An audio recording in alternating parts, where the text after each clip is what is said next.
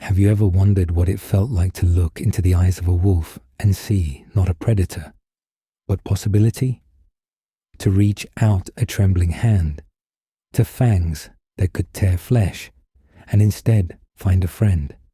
Can you imagine the raw courage it took 30,000 years ago to bet your life on a trust that had never existed before in the history of the world? If journeys through deep time bring you the same wonder they bring me, if stories of impossible friendships move you, please consider liking and subscribing. Share these tales with someone who loves their four-legged companion.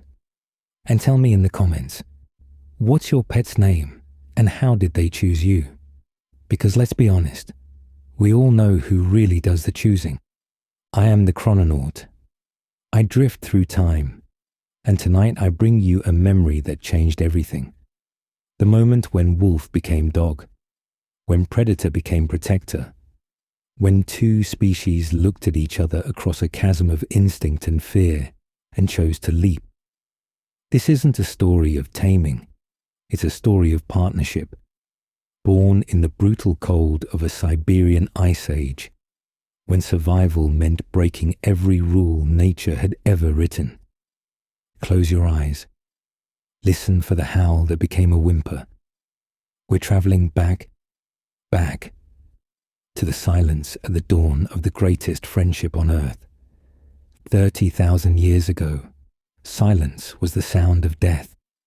In a world that should have screamed with life, the thunder of mammoths, the chatter of birds, the ever-present song of the wolf, a profound stillness had fallen over the valley. It was the silence of a world holding its breath, a vacuum where the rustle of prey and the call of the hunt should have been. It was the silence of a tomb. I remember watching Yelena feel it in the ache of her bones as she crouched in the frozen grass, her breath a white plume in the frigid air. For 2 days, their hunting party had tracked the reindeer herd across the steppes, their hopes dwindling with each fading hoofprint in the frost-hardened mud. They were masters of this world, not the grunting brutes you might imagine. They moved with a coordinated grace, communicating in a complex language of hand signals honed over 1,000 generations, a raised fist for hold position, a flick of the fingers for quarry ahead, 2 fingers pointed down for tracks here. They read the land not as a map, but as a living scroll, deciphering stories from bent grass, scattered pebbles, and the scent of the wind. But the stories the land told now were of fear and absence. The hunting party consisted of 8 souls. Yelena, barely 19 winters, but already carrying the weight of orphaned responsibility. Kael, 22 winters of muscle and barely contained ambition.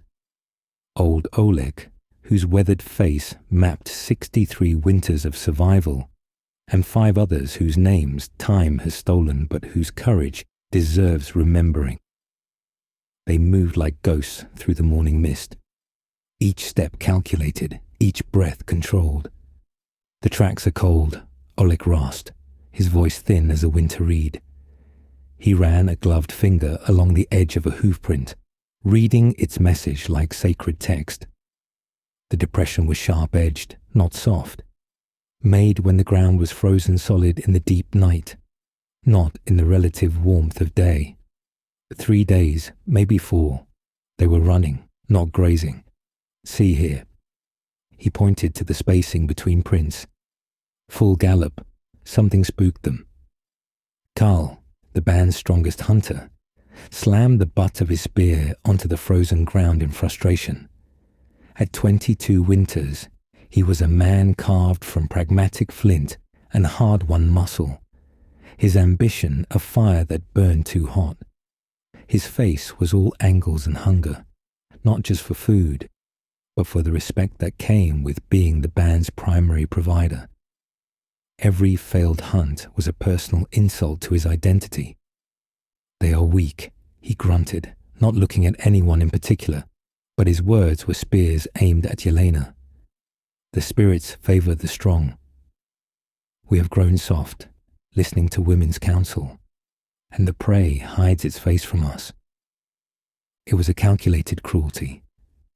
Everyone knew Yelena had suggested hunting the eastern valleys instead of pushing north.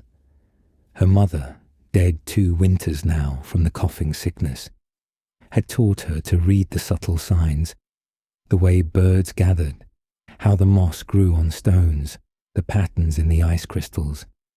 But Kael had overruled her, his voice loud with the authority of muscle and tradition. Now, facing failure, he sought to pin the blame elsewhere. His frustration masked a deeper failure. Earlier that morning, he had misread the wind. The breeze had shifted while they stalked, carrying their scent ahead like an invisible herald of death. He'd been so focused on what he wanted to see, a herd just over the next ridge, that he'd ignored what was actually there. The reindeer had scented them long before visual contact, transforming from prey to memory in heartbeats. The crunch of his own feet on the icy ground had been the sound of their dinner fleeing toward the horizon. It was a mistake any hunter could make, but for Kael, whose identity was forged in the crucible of success, the error was a source of deep burning shame, a shame that now sought a target. Yelena ignored his barb with the practiced ease of someone who'd heard worse. Her gaze swept the terrain with systematic precision. She was 19 winters old, but the losses in her life had carved the lines of 30 on her face. First her father, taken by a mammoth's tusk when she was 12. Then her mother, the band's last great healer, claimed by the coughing sickness that had swept through their shelters like wildfire 2 winters past. Now she alone carried the responsibility for Pavel, her brother of 7 winters, who still believed the world held more wonder than danger. But Yelena saw more than just a failed hunt. Her mother had taught her to see the connections others missed, the vast web of relationships that bound predator to prey, season to migration, life to death. While Kael saw only meat that ran on legs, Yelena saw a system. She knew the ptarmigan followed the lichen, the reindeer followed the ptarmigan, and the wolves followed the reindeer. Each thread connected to the next in an ancient weaving. Now, all those threads were cut. The system was broken. "Look," said Rena, one of the younger hunters, barely 16 winters but sharp-eyed as a hawk. She pointed to a scatter of white feathers near a thicket of dwarf willow. "Ptarmigan kill, but not eaten." The hunting party converged on the spot. It was wrong, fundamentally wrong. The bird had been killed, neck snapped clean, but not consumed. Only a creature that killed for pleasure would waste meat, and in this harsh land, nothing killed for pleasure. Nothing except. It was then that Yelena saw it. Not a track, but a sign. A single dark feather, a raven's, lying starkly against the frost 20 paces from the ptarmigan. Ravens were the gossips of the steppes, the heralds of fresh kills. They followed death like faithful servants, cleaning up what the killers left behind. But this raven feather was pristine, unbroken, dropped in haste, not molted naturally. "The ravens fled too," she murmured, and a chill that had nothing to do with the wind crawled up her spine.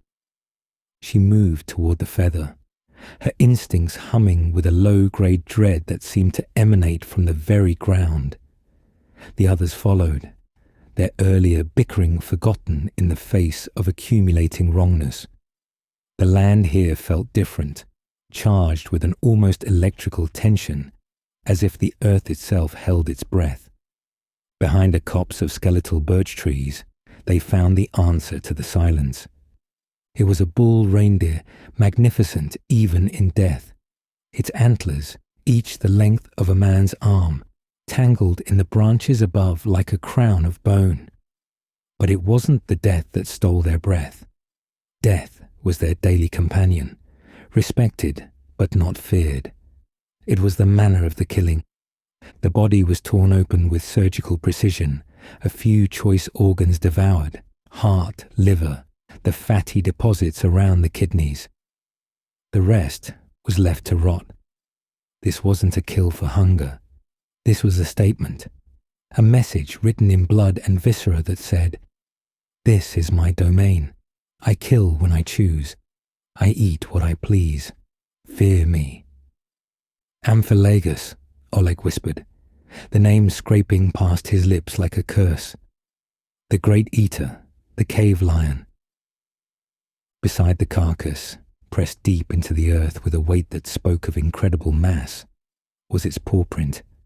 It was a crater of violence, wider than Yelena's two hands placed side by side, rimmed with the faint, deadly trace of claw marks each as long as her smallest finger. The sight of it turned her bowels to water, but she forced herself to study it with the clinical detachment her mother had taught her. The edges were crisp, not weathered, fresh, maybe 2 days old. The pattern of the pads was clear. This was a male, massive even for his species. And there, a slight drag mark on the left forepaw, an old injury that hadn't healed properly. It would make him favor his right side in an attack.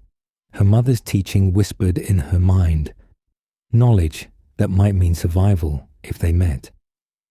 The beast had been a ghost story for a full season, a whisper of fear around the night fires.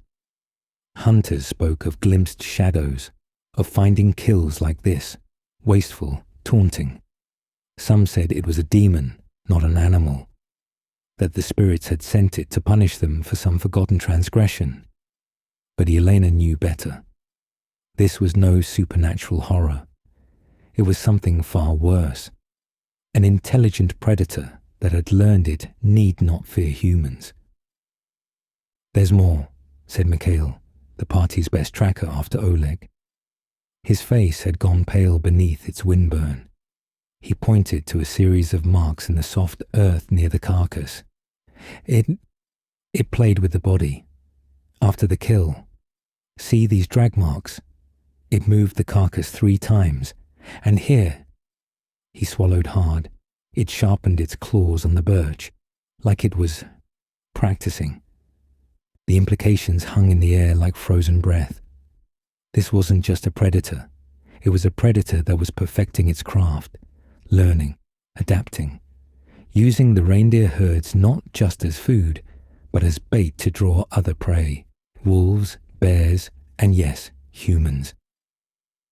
Kael stared at the carnage, his earlier bravado evaporating into the cold air. This was a physical god of tooth and claw, an intelligence that used terror as a weapon. For perhaps the first time in his life, he faced something his strength couldn't overcome. "The hunt is over," he said, his voice flat and hollow.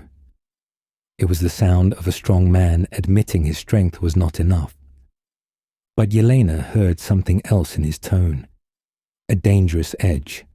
Kael's entire identity was built on being the provider, the protector, the strongest. This admission of defeat would fester in him like an infected wound. She'd seen it before in other young hunters. Shame curdled into anger, and anger sought the weakest target to rebuild shattered pride.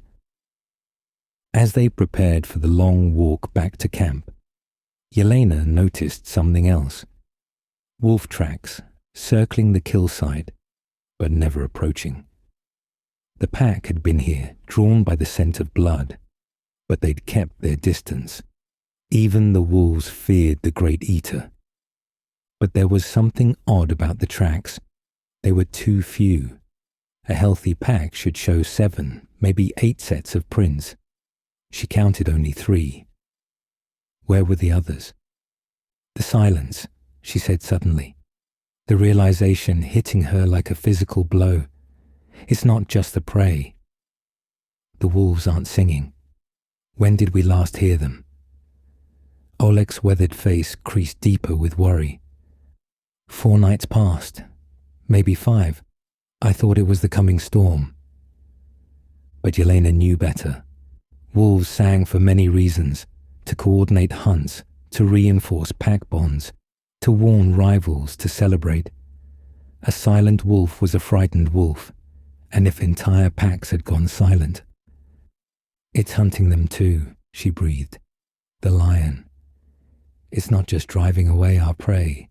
It's destroying the competition. It's claiming the entire valley. They made the journey back in oppressive silence, each lost in their own calculations of survival. 8 hunters had left camp with hope. 8 returned with the taste of ashes. The camp materialized from the winter landscape like a cluster of enormous sleeping beasts. 38 souls huddled in their hide shelters, dome-shaped structures built from mammoth bones and covered with layered reindeer skins. Smoke rose from the central fire pit, but it was thin, weak, the smoke of carefully rationed fuel, not abundance. Hunger was a physical presence here. It thinned the laughter of the children, slowed the hands of the toolmakers, and filled the long, dark nights with the sound of empty, rumbling stomachs. You could see it in the way people moved, each gesture calculated to conserve energy, each step deliberate. The human body, that miraculous machine, was switching into survival mode, shutting down non-essential functions, burning its own muscle for fuel. Yelena ducked into her family's shelter, and the sight that greeted her tore at her heart. Pavel sat near the small oil lamp, working on a piece of flat slate with a charcoal stick. At 7 winters, he was small for his age. Hunger had stolen the growth that was his birthright, but his eyes held an artist's intensity that age and hardship couldn't dim. They were running from the lion, he said without looking up, as if continuing a conversation they'd already been having. He had a way of knowing things without being told, a sensitivity that would have made him a shaman in better times. He showed her his drawing. In surprisingly deft charcoal strokes, he had captured a wolf pack in full flight. They were lean, dynamic, a vortex of focused energy. But what struck her was their expressions. He'd somehow conveyed fear in the simple lines of ears and tails. "How do you know about the lion?" she asked, settling beside him and pulling him close. His small body radiated heat like a little furnace. Children burned hotter than adults, her mother had said, because they were still becoming. Dmitri's smoke wouldn't speak, Pavel replied. He tried 3 times. The juniper, the sage, even the blood moss. But the smoke just scattered. When the spirits are frightened, they hide. What could frighten spirits except something that eats souls? It was child's logic, but it held a disturbing truth. Their shaman's failure to read the signs had shaken the band's confidence deeply. In a world where survival depended on reading nature's subtle signals, losing that connection was like going blind. "Tell me about your wolves," she said, desperate to change the subject. "Do they have names?" His face lit up with a pure joy that only children could maintain in the face of hardship. "This is Swift, the leader. She's smart. See how her head turns to check on the others. And this is Fang, the strong one. He always runs on the outside to protect. And this is Skywatcher, the clever one. She sees everything." He paused, then added in a smaller voice, "They're never alone. That's why they're never hungry. They share everything. Even when one is hurt, the others bring food." His thin finger traced the connections between the drawn wolves. "We used to be like that. Before. Such a small word to carry such weight. Before the harsh winter 2 years past that had claimed 1/3 of their band. Before the coughing sickness. before Yelena had to grow up too fast and Pavel had to learn that parents could disappear like morning mist. "We're still together," she said firmly. "We're still a pack." But even as she said it, she heard the lie. Outside, voices were rising. The hunter's return with empty hands had ignited tensions that had been smoldering for weeks. In the center of camp, near the main fire pit, the band was gathering. Yelena emerged to find Kael holding court, his voice carrying over the crowd. He stood with his back to the fire, letting the flames cast his shadow large and dark across the assembled faces. A calculated bit of theatre. "Weak leadership and foolish choices," he was saying. "We follow the old ways, but the old ways are failing. We need strength, not sentiment. We need hunters who think like predators, not prey." His eyes found Yelena across the crowd, and she read the challenge there. He was building a narrative where the band's failures could be laid at specific feet, preferably female feet that had dared to offer counsel. But before the confrontation could escalate, a new drama unfolded. From one of the shelters came the sound of desperate coughing, followed by a child's weak cry. Mara emerged, carrying her daughter Leah, and the crowd's attention shifted instantly. The girl was 5 winters old, but the fever had shrunk her down to skin and bird bones. Her breath came in rattling gasps, each one a struggle against the fluid building in her lungs. The coughing sickness, the band's recurring nightmare, had found another victim. Mara's eyes were wild with maternal desperation. She was 30 winters old, had lost 2 children already to various hungers and hurts, and you could see in her face that she could not lose another. "The medicine," she gasped. "Please, who has medicine?" The crowd shifted uncomfortably. Medicine was precious, hoarded against personal need. The herbs that fought infection, the rendered fats that eased breathing, the willow bark that cooled fevers. All were in desperately short supply. "I have some," Yelena said quietly, and felt the weight of every eye upon her. "My mother's stores. Not much, but—" "Then give it." Mara's voice cracked like breaking ice. "Please, Yelena. She's all I have left." Yelena nodded and turned toward her shelter, but Kael's voice stopped her. "And when your brother sickens, when you need that medicine, will Mara share her food with you then? Will her child's life warm Pavel when winter's teeth bite deepest?" It was cruel, but not without logic. In this world, generosity could be a death sentence. Every resource shared was a resource that might mean your own survival later. But Yelena had been raised by a healer, taught that sometimes the threads that bound the band together were worth more than individual hoarding. "A band that doesn't care for its young doesn't deserve to survive," she said, meeting his gaze steadily. "My mother knew that. It's why she taught me the healing ways alongside the hunting. She fetched the precious medicine, dried herbs mixed with bear fat, one of her mother's proven remedies. As she helped Mara apply it to Leah's chest, working it in with circular motions that helped the vapors rise, she felt the band's mood shift subtly. Some nodded approval. Others, particularly the younger hunters who followed Kael, muttered about waste and sentiment. Old Dmitri watched it all from his position near the sacred objects, his rheumy eyes missing nothing. At 63 winters, he had survived more catastrophes than anyone else in the band. Harsh winters, failed hunts, sickness, predators, rival bands. He'd weathered them all through a combination of wisdom, luck, and an ability to read the deeper currents that move beneath surface conflicts. When the medicine was applied and Leah's breathing eased marginally, Dmitri stood. His movement was slow, deliberate, but it commanded attention.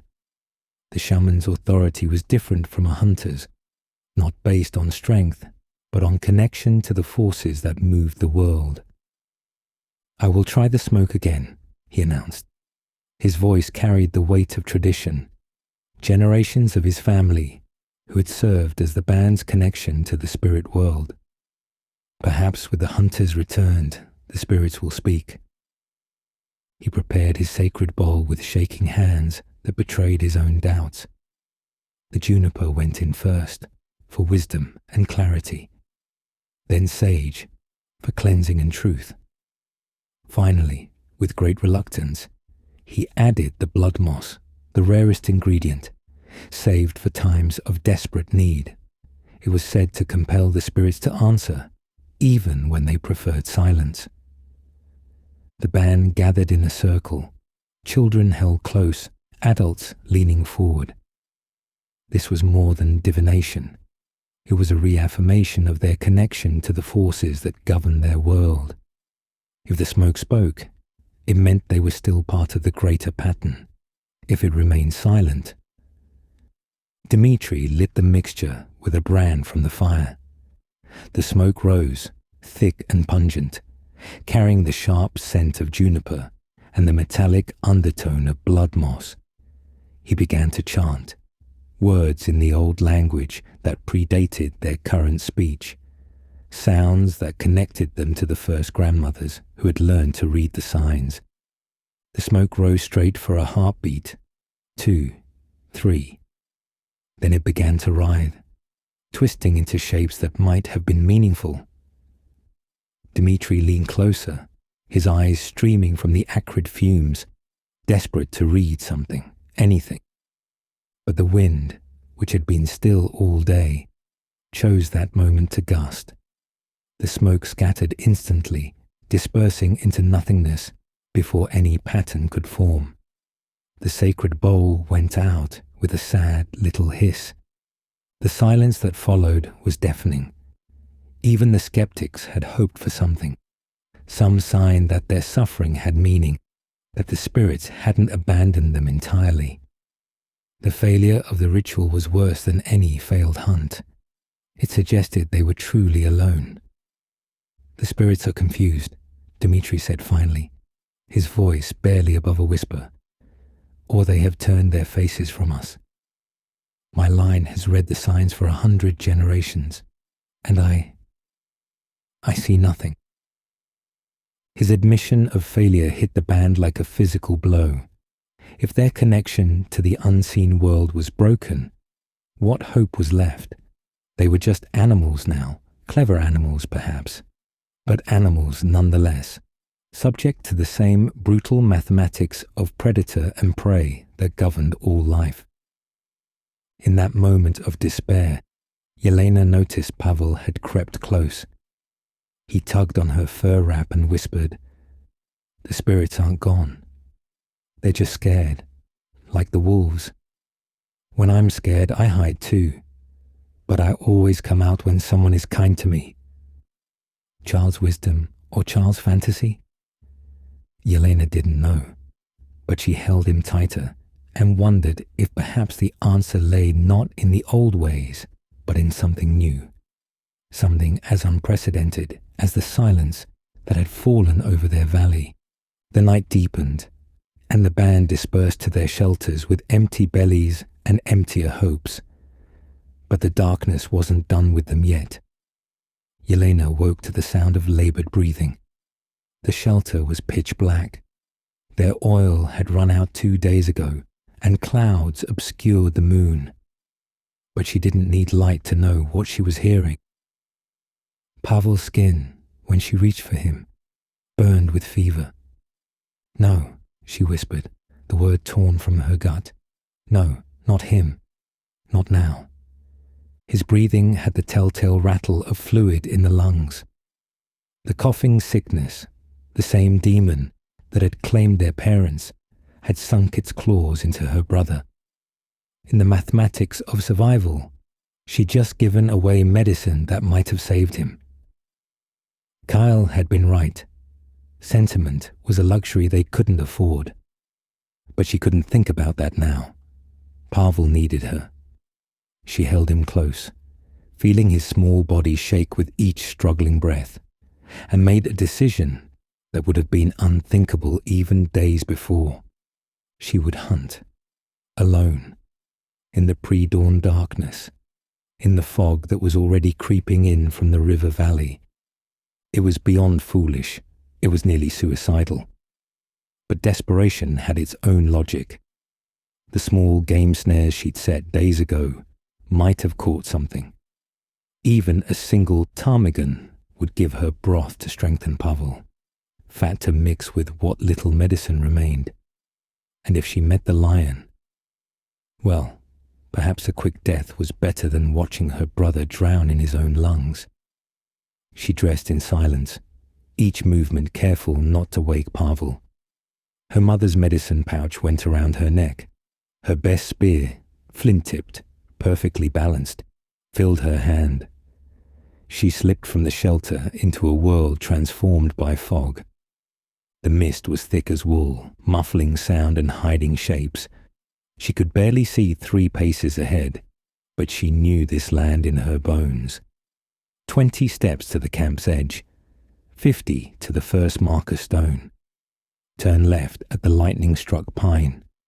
Follow the frozen stream bed toward the willow thicket where she'd set her snares. The silence was absolute. Not even wind disturbed the fog's embrace. Her footsteps, despite all her skill, seemed loud as thunder. Twice she froze, convinced she heard the soft pad of massive paws behind her. Both times, nothing materialized from the grey shroud.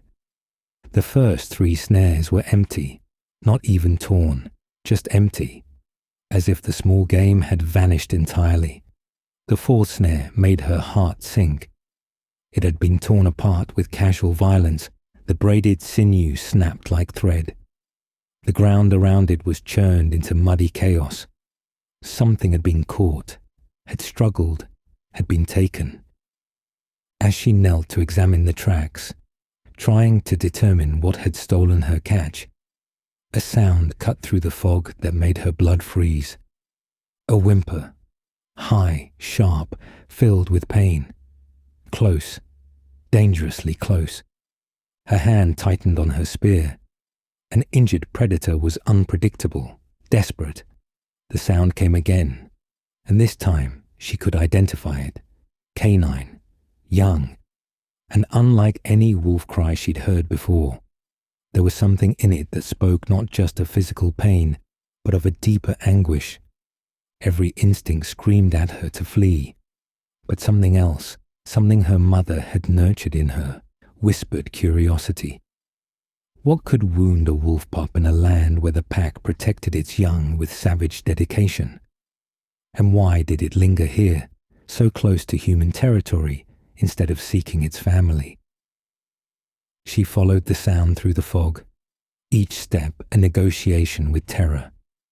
The whimpering led her to a hollow between 2 massive lichen-covered boulders. The smell hit her first, blood and infection, the sickly sweet reek of flesh gone bad. It was the same smell that had filled her parents' shelter in their final days. Then she saw it, and her heart performed a strange double beat of fear and recognition. A wolf pup, perhaps 4 moons old, huddled in the deepest part of the hollow. Its rear leg was twisted at an impossible angle, white bone glinting through torn flesh. Parallel claw marks, each as wide as her thumb, raked its ribs. The wounds were days old, green with infection, seeping corruption with each labored breath. The great eater had found easy prey, but somehow, impossibly, the pup had survived, had dragged itself here to this boundary between wild and human to wait for death. The pup saw her and tried to bare its teeth in threat. The gesture was so weak, so futile, that it collapsed into another whimper. But it was the pup's eyes that stopped Yelena's breath. They were golden as summer grass, as the first light of dawn, as the honey Pavel loved, and in them she saw an intelligence that went beyond animal instinct. Fear, yes, pain certainly, but underneath, barely visible, a flicker of the same desperate hope she'd seen in Pavel's eyes. The hope that said, "I am not ready to die. I have not yet lived enough. Please." Her spear point hovered over the small form. This was the moment. One thrust would be a mercy, end its suffering, remove a future competitor, gain her fur and meat. It was the logical choice, the one survival demanded. In a winter this harsh, with the great eater stalking their lands, every wolf was a rival for the scarce game. Every predator was an enemy. She could hear Kael's voice in her head. "Kill it. It's weak. The weak die so the strong survive. That's the way." But she heard another voice too. Pavel's, from the night before. "They're never alone. That's why they're never hungry." And her mother's, from years past. "The world is a web, daughter. Cut too many threads, and the whole thing unravels. We are not separate from the beasts. We are part of the same pattern." The pup's golden eyes never left hers. It had stopped trying to threaten, seemed to understand the futility. Now it simply watched, waited. There was a dignity in its stillness that moved something deep in Yelena's chest. This creature, dying, in agony, still faced its end with more courage than many humans she'd known. Slowly, deliberately, she lowered her spear. The pup's eyes widened slightly. Surprise, or just the fever playing tricks? Yelena would never know. But something shifted in that hollow between the stones. Some ancient contract was examined and found wanting. The law of fang and claw, predator and prey, killer and killed. For just a moment, it wavered. From her pouch, she took a strip of dried meat, part of her emergency ration, saved against desperate need. Her movements were slow, careful, those her mother had taught her when approaching wounded animals. No sudden gestures, no direct stares. She was not a threat. She was not prey. She was something else, something for which neither species had a name. She placed the meat halfway between them and retreated to the hollow's entrance. Now came the test. Would hunger overcome fear? Would the pup accept this unprecedented offer? Time stretched like sinew. The pup watched her, she watched back, both species taking the measure of the other across 30,000 years of enmity. The fog swirled around them, creating a private world where the old rules might not apply. Finally, pain and starvation won. The pup belly crawled forward, each movement clearly agony. It snatched the meat and retreated, but not as far as before. As it gulped down the strip, those golden eyes never left Yelena's face. When the meat was gone, it licked its lips and whined softly. Not a threat, but an acknowledgement. She offered another piece, this time holding it out rather than placing it down. The pup hesitated longer now. This required true trust, not just desperate hunger. But finally, it crawled forward again. Small teeth grazed her fingers as it took the offering, gentle despite its desperation. The touch was electric, a connection across species boundaries that should not have been possible. "Well," she whispered, her voice strange in the fog-muffled air. "What are we to each other now, you and I?" The pup, as if understanding, gave a soft woof and lay down, clearly exhausted by even this small effort. But it lay facing her, not away. Guard down, trust, or at least a willingness to negotiate. That's when Yelena noticed the tracks around the hollow. Wolf tracks, adult, circling but never entering. The pack had been here, had found their injured young, and had left it. The realization was a cold stone in her stomach. This wasn't just an injured pup. This was an abandoned pup. Something about it, the injury, some scent of the lion, some taint of weakness, had caused its own family to cast it out. In the harsh mathematics of survival, it had been deemed not worth saving. Just as Pavel might be deemed if resources grew scarcer.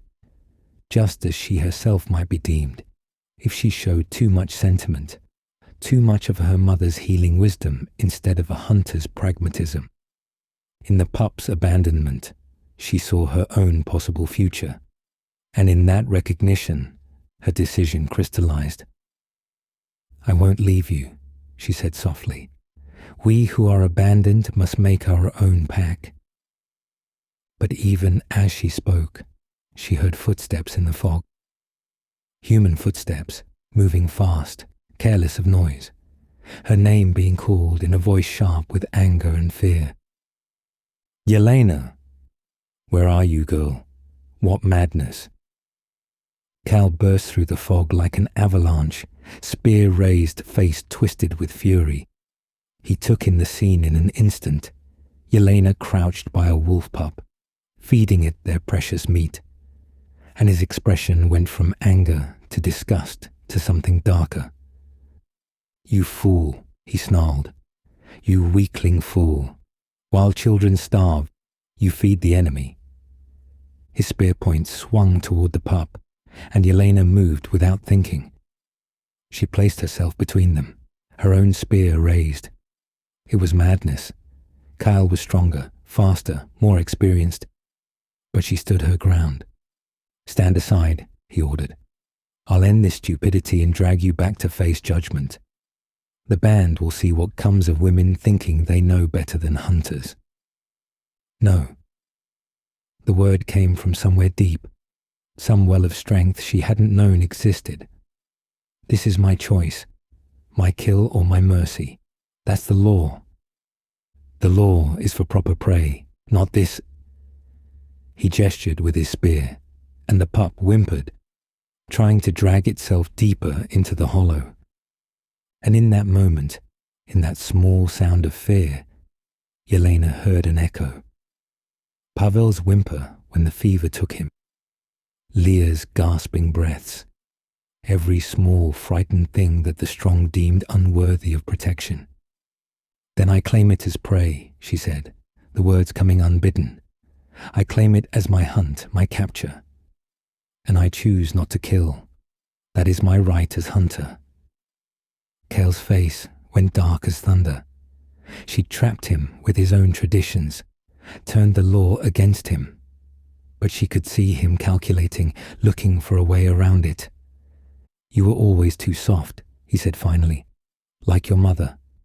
Like all women who think healing matters more than hunting. But softness kills, Yelena. When this beast grows and turns on our children, their blood will be on your hands." He turned and stalked back into the fog, but not before casting one more look at the pup, a promise of future violence. Yelena knew she'd made an enemy today, perhaps a fatal one. But as she turned back to the injured pup, she felt no regret. "Come then," she said, approaching slowly. "If we're to be outcast together, I need to see your wounds." The next hours were some of the strangest of her life. Working by touch and instinct in the fog, she examined the pup's injuries. The leg was broken, but not shattered. It might heal if set properly. The claw marks were deep, but had missed vital organs. The infection was the real killer, but she'd fought that demon before. From her mother's pouch, she took the precious herbs. Not many. She had to save some for Pavel, but enough, perhaps, to give the pup a fighting chance. Mixed with water from her carrying skin and fat scraped from the inside of her boot, she made a crude poultice. The pup growled when she first touched its wounds, but it was a weak protest. When she began cleaning them, speaking the same nonsense-soothing words her mother had used, something remarkable happened. The pup stopped growling. It lay still, trembling but cooperative, as if it understood she was trying to help. "Smart one, aren't you?" she murmured, working the medicine into the wounds, smart enough to know the difference between hurt that heals and hurt that harms. When she tried to set the leg, the pup did bite, but immediately released, looking as surprised as she was. It licked her hand in what could only be apology, then lay still for the agonizing process of aligning bones. She used strips torn from her own undershirt to bind the leg, sacrificing warmth for this strange patient. When it was done, the pup was panting hard, but the leg was straight, the wounds were cleaned and covered, and hope, that dangerous luxury, had taken root. "I have to go back," she said, gathering her things. "My brother. But I'll return, I promise." The pup watched her leave, and in its eyes she saw something that would haunt her: trust. It trusted her to return, this creature that should see her as enemy. That trust was a weight heavier than any responsibility she'd carried. The journey back to camp was dreamlike. The fog was lifting, replaced by the harsh clarity of winter morning. She could see the shelter tops, the smoke of the fire, the people beginning their daily struggle. And she could feel the line she'd crossed, invisible but absolute. She'd chosen to save rather than kill, to heal rather than harm. In this world, that might be a death sentence. But as she ducked into her shelter and saw Pavel's fevered face, she knew she'd make the same choice again. They were all just frightened creatures, trying to survive. Perhaps the answer lay not in being the strongest predator, but in changing the game entirely. "Sister," Pavel's voice was weak but aware. "You smell different. Like dog?" "Wolf," she corrected, beginning to prepare what medicine she could for him. "There's an injured pup in the hollow by the snares. I helped it." His eyes, bright with fever, widened, like in my dream. "The hurt one who becomes a friend. Did you name it?" "Not yet." "Grey," he said with certainty. "Its name is Grey. It told me in the dream." Fever talk or something more? In this world where shamans read smoke and dreams carried truth, who could say? But the name felt right, settled into place like a stone in a wall. "Grey then," she agreed. "Now drink this and rest. I need to face the band." Because she knew Kael wouldn't keep silent. By now, the story would be spreading. Yelena the fool, feeding wolves while children starved. She'd have to face judgment, have to defend a choice that made no sense in the brutal logic of survival. But Pavel caught her hand as she turned to go. "The wolves in my dream," he whispered. "They said the world is changing. The old hunters don't see it, but it's true. The one who was alone finds a new pack. The one who was enemy becomes friend. The silence ends with a new song. Child's fever dream." But as Yelena emerged to face the gathered band, to see Kael already holding court by the fire with his version of events, she held those words close. The world was changing. The question was whether any of them would survive to see what it became. The judgment circle formed as it had since the first grandmothers established law. The band arranged themselves by the central fire, adults in the inner ring, children and those too young to speak in council on the outside. The accused stood in the center, facing the band's judgment. It was democracy in its rawest form, the will of the group made manifest. Yelena stood where countless others had stood, but she felt the weight of this moment differently. This wasn't just about her actions. This was about the future, about whether they would adapt or die, clinging to traditions that no longer served. Kael had prepared his attack well. He stood with the other hunters, having clearly recruited support. His voice rang with righteous anger as he presented the charges. She abandoned her duties to hunt alone, breaking the first law of safety. She wasted precious medicine on a wolf, medicine that could save human lives. She fed our meat to our enemy while children hunger, and when challenged, she used our own laws against us, claiming a predator as prey. He paused, letting each point sink in. This is not the action of a hunter. This is the madness of sentiment, the weakness that will see us all dead. Murmurs ran through the crowd. Many nodded. His words aligned with everything they'd been taught. In a world of scarce resources, any waste could mean death. And wasting on a wolf, it seemed like insanity. Mara stood next, and Yelena's heart sank. The woman whose daughter she'd helped just yesterday now faced her with eyes like stone. "My Leah burns with fever," Mara said, her voice cracking. "She needs every herb, every moment of care. And this girl gives medicine to a wolf. It's more than waste. It's an insult to every mother who watches her child weaken.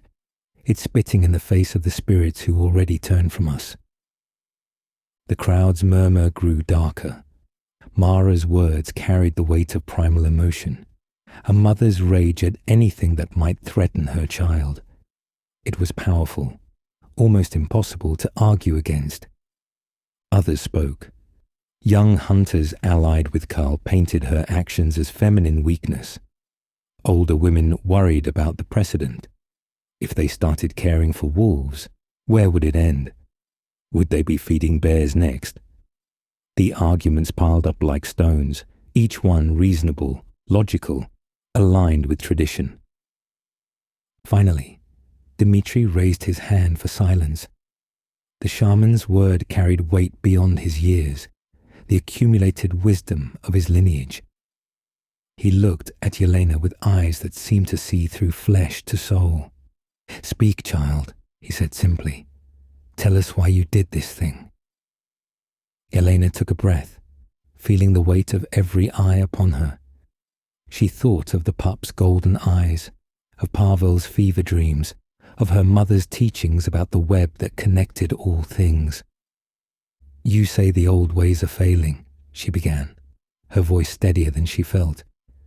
"You're right. The smoke won't speak. The herds have fled. The wolves are silent. The great eater claims our land, and we huddle here waiting to starve or be slaughtered." She paused, meeting eyes around the circle. "But what if the failure isn't in the ways themselves, but in our understanding? We see wolf as enemy because that's the story we've always told. But what if the story is wrong?" "Heresy," someone muttered, but Dmitri gestured for her to continue. "My mother taught me to see patterns. Prey follows grass, predator follows prey. We follow both. But we're not the only intelligent hunters anymore. The lion thinks, plans, terrorizes. It's winning because it changed the rules. What if we need to change too?" She looked directly at Kael. "You see weakness in my choice. I see opportunity. A wolf pup, injured, abandoned by its pack, just like us. Just like every one of us, abandoned by the spirits, by the herds, by hope itself. I could have killed it, yes. Gained a small pelt, a few days' meat, or ... quote. She let the word hang, building tension. Or I could try something unprecedented. Something that might mean survival not just for days, but for generations. The wolves know this land better than us. They hunt in ways we don't. They find prey we miss. What if, instead of competing with them, we could cooperate?" Laughter burst from several throats.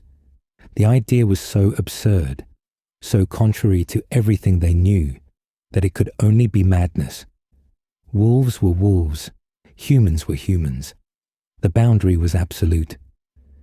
But Pavel's voice cut through the laughter, high and clear with fever's intensity. The dogs in my dream say it's already decided. The first friend chooses us as we choose them. The silence ends when enemies sing together. Riga, Pavel's age mate, piped up. I saw wolves watching our hunts last summer. They waited for us to make the kill, then cleaned up what we left. They're already learning our ways. Children's fantasies, Kael snarled, but uncertainty flickered in some faces. Children sometimes saw truths adults missed. Dmitri stood slowly, his joints protesting. He moved to the center of the circle, standing between Yelena and her accusers. His presence commanded total silence. In my grandfather's time, he began, his voice carrying the weight of stories passed down through generations. There was a harsh winter. Harsher even than this. The band was starving, down to eating leather and bark. A young hunter, desperate, followed a raven to a kill. But when he arrived, he found wolves already there. He should have left. One man against a pack is death, but hunger made him bold, or mad.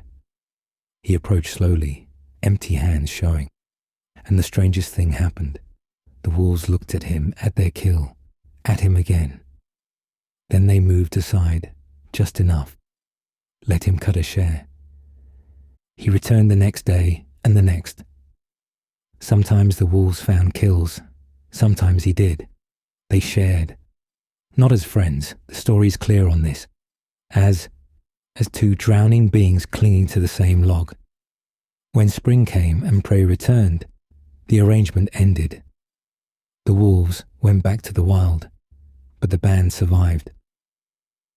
He looked around the circle, meeting each eye. I tell you this not as prescription, but as precedent. The world changes. We must change with it, or be left behind like the mammoth bones that dot our land. The silence that followed was profound. The band wrestled with ideas that challenged everything they thought they knew. In that silence, Yelena felt the future balanced on a knife's edge. Finally, Dmitri spoke again. I propose a compromise. A test. The girl may tend to this wolf pup for 7 days, the full turn of the moon's phase. If in that time it proves dangerous, if it threatens our children, our food, our safety, then it dies, and she faces full judgment. But if... He paused, building tension. If it proves useful, if it shows that cooperation is possible, then we consider a new way. 7 days to challenge 30,000 years of tradition. It seems appropriate. And if she fails, Kael demanded, if this madness brings danger to the band, then she faces exile, Dmitri said simply. Cast out to live with the wolves she values more than humans. The formal vote was called. Hands raised for and against. It was close, closer than Yelena had dared hope. But in the end, desperation won. When all other ways fail, even madness becomes worth trying. 7 days, Dmitri pronounced. The pup will be tethered at camp's edge. It eats only from Yelena's portion.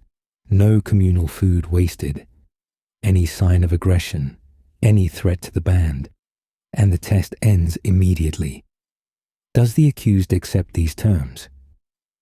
I accept, Yelena said, feeling the weight of the bargain settle on her shoulders like a mountain. Then it is decided. May the spirits have mercy on us all. As the circle dissolved, Kael shouldered past her, his voice low and venomous. 7 days, and when you fail, when that beast shows its true nature, I'll put my spear through both of you myself. The band will see that strength, not sentiment, is what saves us. But Pavel caught her hand as she passed, his fever-bright eyes full of hope. 7 days for the world to change. In my dream it was enough. child's faith or prophet's certainty. As Yelena headed back to the hollow where Grey waited, she clung to that hope like a drowning woman to driftwood. 7 days to prove that enemy could become ally. 7 days to rewrite the rules of the world. The fog had lifted entirely now, replaced by harsh winter sunlight that threw every shadow into sharp relief. Change was coming. She could feel it in her bones.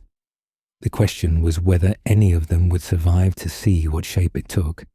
In the hollow, Grey waited exactly where she'd left him, golden eyes brightening when she appeared. Trust, freely given, despite all logic. As she fashioned a leather collar and lead from her spare bootlacing, she whispered, "Well, little friend, let's go change the world."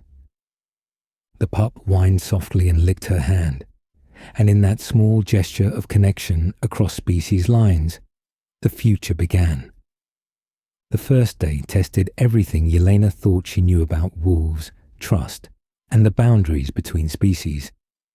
She led Grey, for Pavel's name had stuck, back to camp on the makeshift leather lead, the injured pup managing a 3-legged hobble that spoke of fierce determination despite obvious pain. The band's reaction was immediate and visceral. Children fled to their mothers. Hunters reached for spears. Even the camp dogs, those half-feral scavengers that haunted the edges of human settlement, bristled and growled at this unprecedented intrusion. "Keep that thing away from my children," Mara shrieked, clutching Leah closer. The irony wasn't lost on Yelena. Just yesterday, this woman had begged for medicine. Now she saw only threat. Dmitri had prepared a space at the camp's edge, far enough to ease fears but close enough to monitor. A sturdy post had been driven into the frozen ground, and it was to this that Yelena tethered Grey. The pup submitted to the indignity with surprising calm, as if understanding this was the price of sanctuary. "Remember," Dmitri said quietly as Yelena settled Grey with water and a scrap of her morning's meat ration. 7 days. No extensions, no exceptions, and it eats only from your portion. She nodded, already feeling the hollow ache of reduced food. But when Grey looked at her with those golden eyes, grateful despite everything, she felt the trade was worth it. The first challenge came within hours.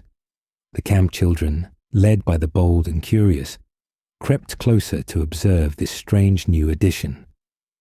Grey, for his part, watched them with equal fascination, his tail giving tentative wags despite his injuries. "Don't get too close," Yelena warned. But Pavel had already dropped to his knees just beyond the tether's reach. "Hello, Grey," he said softly, his voice still hoarse from fever but gaining strength. "I'm Pavel. I dreamed about you." The pup's ears perked forward. He whined softly, a sound that seemed almost like acknowledgement. Then, in a gesture that made several adults gasp, he play-bowed, front end low, rear end high despite the splintered leg, tail wagging. It was the universal canine invitation to friendship. "He wants to play," Pavel laughed, the sound bright as breaking ice. "Look, Yelena."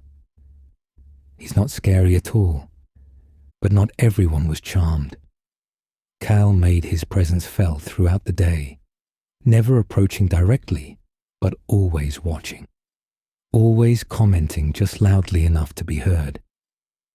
"Mark my words," he'd say to anyone who'd listen, "that thing is learning our weaknesses, where we keep our food, where our children play. It's a spy for its pack." The cruel irony was that Grey's pack had abandoned him, but Yelena kept this to herself, knowing it would only fuel arguments about the pup's worthlessness. That first night was the hardest. Yelena had given Grey her evening portion, a decision that left her stomach cramping with hunger. She sat by the pup as darkness fell, trying to ignore the smells of cooking from the camp proper. Gray seemed to sense her sacrifice. He pressed close to her side, sharing what warmth his small body could offer. "We'll prove them wrong," she whispered, running her fingers through his matted fur. "We have to."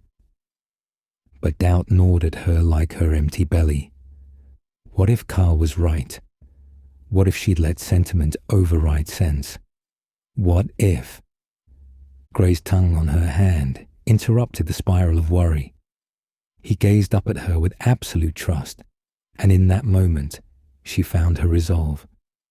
Right or wrong, the choice was made. Now she had to see it through. The second day brought unexpected progress.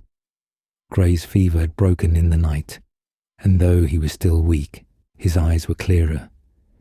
When Yelena approached with morning water, he greeted her with enthusiastic tail wagging that threatened to unbalance his three-legged stance. More importantly, he began to demonstrate the intelligence that had saved his life in that foggy hollow. When she brought him food, he didn't wolf it down as expected. Instead, he took a small portion, then looked at her meaningfully. When she didn't eat, he nosed the remaining meat toward her, whining softly. "You want me to share?" she asked, astounded. The pup whined again, pushing the meat more insistently. It was behavior she'd never seen in the camp's feral dogs, who guarded every scrap jealously. Reluctantly, knowing she was being watched by the ever-present skeptics, she took a small piece. Gray's tail wagging intensified, and he only then resumed eating his portion. "Did you see that?" Pavel called excitedly to the other children. "Gray shares." Just like in my dream, the wolves who are never hungry because they share everything. Even some adults looked thoughtful at this display. In a world where resources were life itself, the concept of voluntary sharing between species was revolutionary. But Kael was quick to poison the wonder. "It's a trick," he declared. "Wolves are cunning. It's trying to seem harmless, to lower our guard. When we're not watching, it'll show its true nature." His campaign of whispers and insinuations continued throughout the day. He accidentally kicked stones toward Gray when passing. He told the children elaborate stories of wolf attacks, each more gruesome than the last. He reminded everyone constantly of the resources being wasted on this experiment. The psychological warfare took its toll.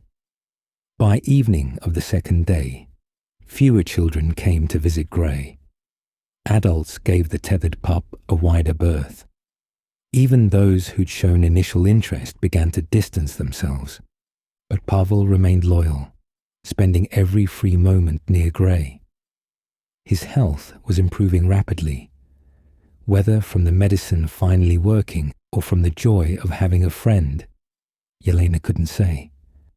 The two seemed to communicate in a language beyond words, Pavel chattering constantly, while Gray listened with attentive ears and responsive tail. On the morning of the third day, everything changed again. Oleg, the old hunter, approached Yelena as she cleaned Gray's wounds. The infection was retreating, the flesh beginning to pink with healthy healing. The wolf pup bore her ministrations with patient stillness that continued to amaze her. "I've been watching," Oleg said quietly, his weathered face unreadable.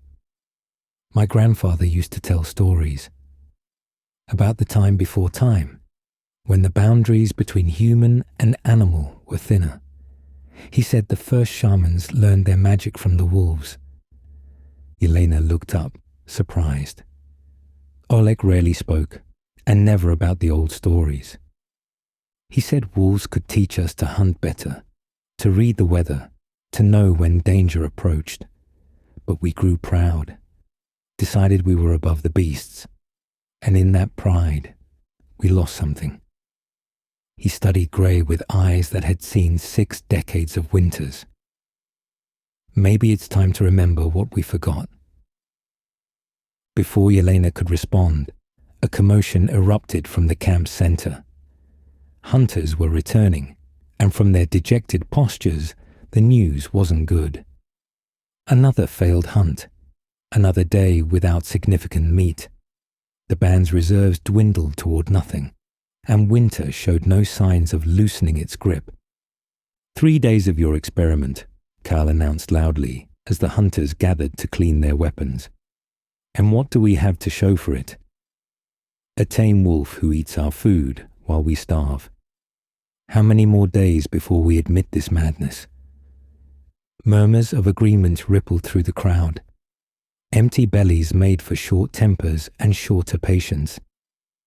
Yelena felt the tide turning against her, despite Gray's exemplary behavior. That night, as she gave Gray his portion, and he once again insisted on sharing, she noticed something. The pup's ears kept swiveling toward the forest, his nose testing the wind. Several times he gave soft whuffs, not quite barks, seeming agitated. "What is it, boy?" she asked, following his gaze. "What do you smell?" Gray whined and pulled against his tether, clearly wanting to investigate something. But the leather held firm, and eventually he settled with clear reluctance. In the morning, she would learn what he'd sensed, and everything would change. The fourth dawn brought screaming. Yelena burst from her shelter to find chaos. Hunters ran past, spears in hand, faces grim. Women gathered children, counting heads with frantic urgency. At the center of it all, Kael stood over Oleg's crumpled form. The old hunter's left arm was a ruin of shredded flesh and exposed bone. Blood pooled beneath him, black in the pre-dawn light. His face was grey with shock and pain, but he was conscious, trying to speak through gritted teeth. "Ambush," he gasped as Yelena and Mara worked frantically to stop the bleeding. "Wasn't normal. It herded us. Used the ravine. Knew we'd run that way. The Great Eater." It had struck the morning hunt party just as they'd moved into position near the frozen stream. But this wasn't a random attack. As Oleg's broken narrative emerged, a terrifying intelligence revealed itself. The lion had driven a young deer toward the hunters, bait to draw their attention and position them perfectly. Then it had come from above, using the ravine's rocky walls to launch an attack that bypassed their defenses entirely. It had targeted Oleg specifically, the most experienced hunter, the one who might have sensed the trap. "It could have killed me," Oleg continued, his voice weakening as shock set in. "It had me down. But it just mauled my spear arm and left, like it wanted me alive, wanted me to come back and tell, to spread fear." The implications chilled everyone to the bone. The lion wasn't just hunting them. It was conducting psychological warfare, breaking their spirit as methodically as it broke their bodies. 4 days since the wolf came, Mara shrieked, her hands red with Oleg's blood. 4 days of curse. The Great Eater grows bold because we harbor its enemy. The crowd's anger, fueled by terror, turned toward Yelena and Gray like a physical force. The pup, sensing the hostility, pressed low to the ground, but notably didn't bare his teeth or growl. Even in the face of mob rage, he showed no aggression. "Wait!" Pavel's voice cut through the building fury. Gray knew. Last night, he tried to warn us. He smelled the lion planning, but we didn't listen. A few people paused at this, remembering the pup's agitation, but Kael was quick to twist it. Of course it knew. Wolves and lions communicate. It probably signaled our location, told the beast where to find our hunters. It was absurd. Wolves and lions were competitors, not allies. But frightened people don't think clearly. The crowd's murmur grew uglier. Dmitri raised his staff for silence, his shaman's authority still carrying weight despite recent failures. "The test continues," he said firmly. "We agreed to 7 days, but..."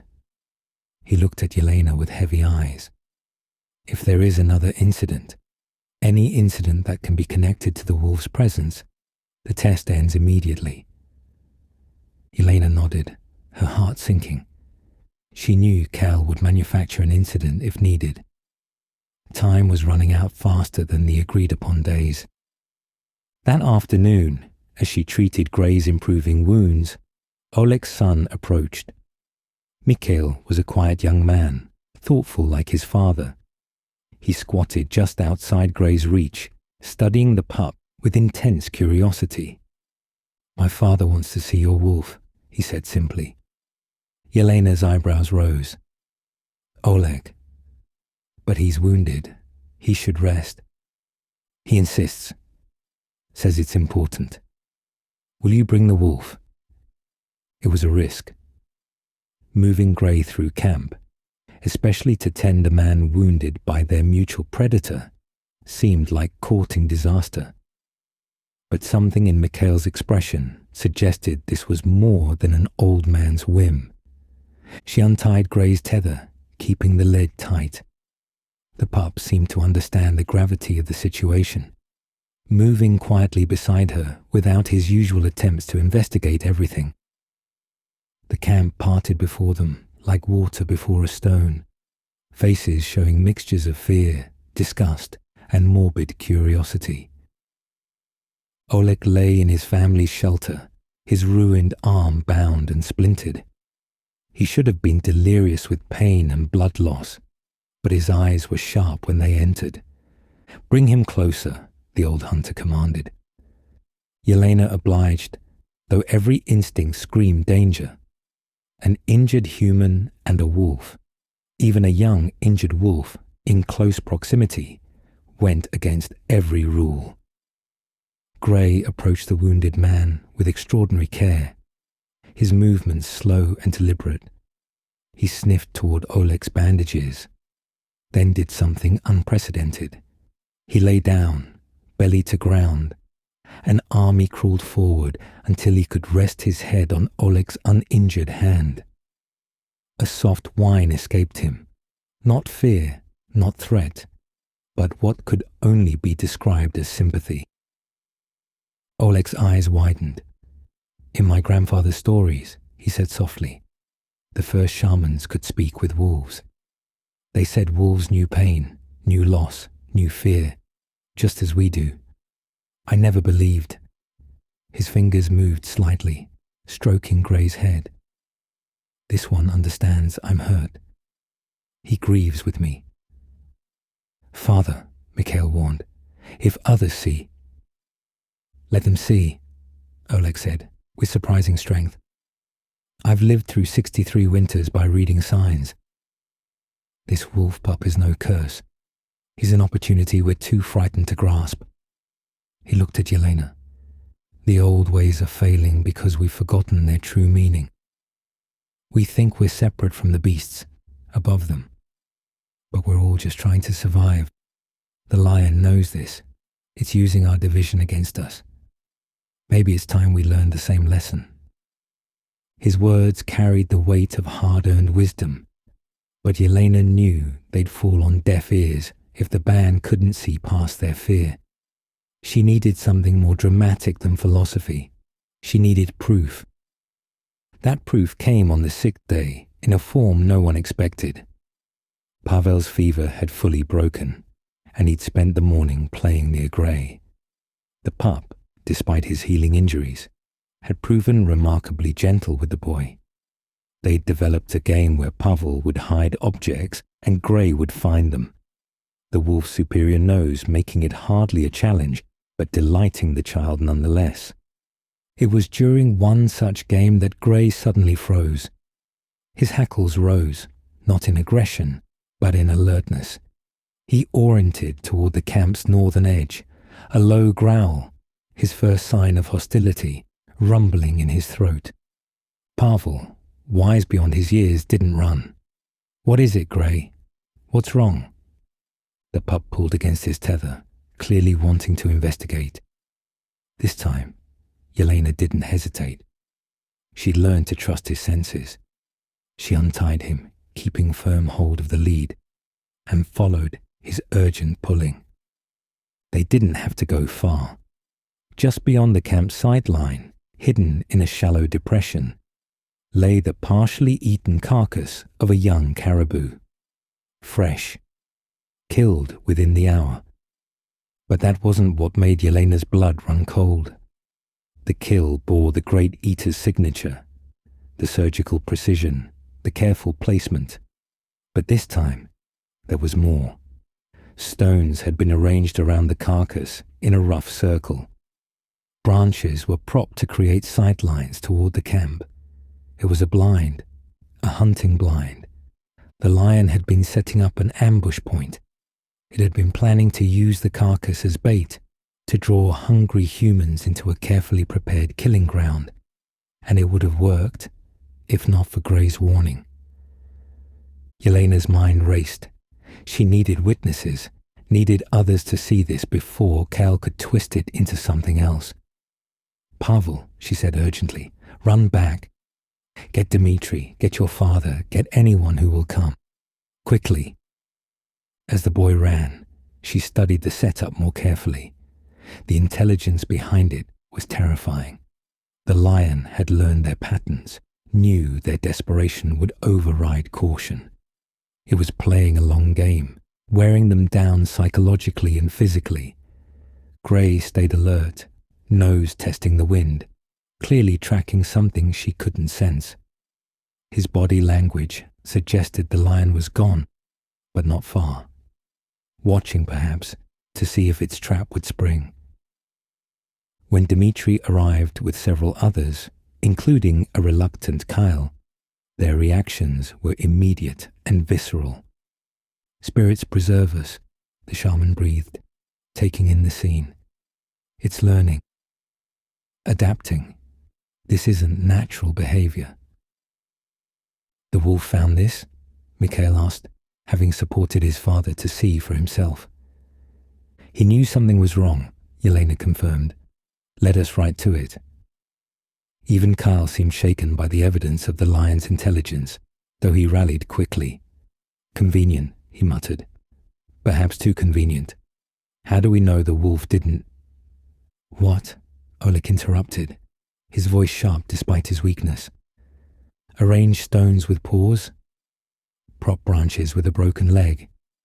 Use reason, boy. The wolf warned us of danger. That's what pack members do. They protect each other." The walk back to camp was subdued, each person lost in thought. Grey had proven his worth in a way none could deny. But Yelena knew Kael wouldn't give up so easily. He'd lost ground, and that would make him more dangerous.